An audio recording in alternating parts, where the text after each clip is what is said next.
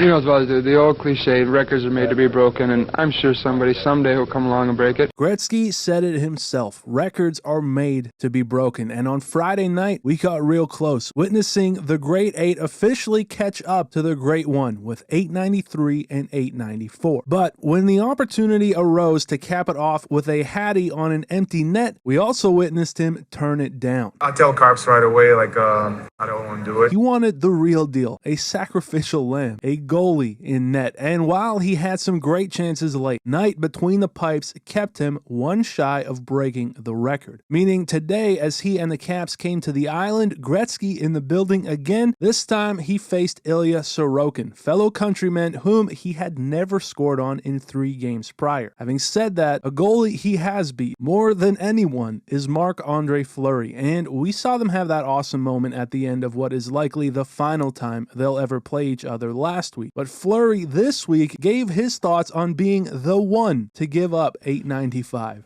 I think in the moment I'd be pissed because it's just getting scored on again, right? Because then you'll be on TV for the next fucking many years, you know, just always highlights of you getting scored on, right? So I didn't want to be that guy, that's for sure. Yeah, needless to say, absolutely no one wanted this to be them. But spoiler, and you already saw it, it was Ilya Sorokin. Thank you, Ilya Sorokin, to let me score 895. Although I'm sure it's gotta be somewhat cool to be part of history, it's still gotta sting. But this was just one of the storylines today, and we'll get to the goal itself shortly, but listen to this. Not only did he do it in the same amount of games as Wayne played, 1487, which is crazy, he did it exactly 45 years to the day after Gordie Howe set the record at 801 on April 6th of 1980. 31 years later, Gretzky then broke the record, and it took 31 years from then to today for Ovechkin to break the record. But one more, April 6th of 2004 was when the Washington Capitals won the draft lottery, where they obviously selected Alexander Ovechkin first overall. And so 21 years later, to the date, we just witnessed him become the greatest goal scorer of all time. What a moment, crazy storylines, but with it, let's get to it. After he got a few good looks this game, nearly doing it out of the gate on this deflection, it would be the Islanders getting on the board first with Horvat netting his 26th. And following it up, Gatcomb on the 3rd shot of the game with his 7th of the year would make it 2-zip. Not the start the Capitals were looking for, a bit flat out there, and so Wilson at the end of the first, I think trying to inject some juice, tore off Pajot's bubble, and you know what? It seemed to maybe do something, because headed to the second, Ovi was all over the ice, trying to make it happen, looking for the redirect again, but no dice, and so after the Islanders would take an offensive zone penalty, Engvall 2 for tripping, meant we heard the Ovi chants break out on the road, and it was indeed Ovi time. It's Wilson, across for Alex, he shoots, and he scores. He's done it, and look at that celly. Wow, this is history, folks, and we are lucky to witness it. This number 895 from his office in old school wrister to become the greatest goal scorer to ever live, which means again he did it in game number 1487, doing it in the exact amount of games Wayne played in his career. You can't make that stuff up. As the whole team came out to celebrate, he sent one up for his dad again. I mean, what a moment. The Islanders bench obviously cleared as well to give him the respect that this deserves, and it was honestly like the game had ended. The hats came out, Gretzky was down there, his wife, his mom, kids. We then saw Gretzky give a wonderful speech, shook hands with Ovi while wearing that Gordie Howe pin. Just a beautiful moment for a beautiful game. But then this was fantastic. He went on to thank everyone, and he made sure he thanked Ilya Sorokin. Thank you, Ilya Sorokin, to let me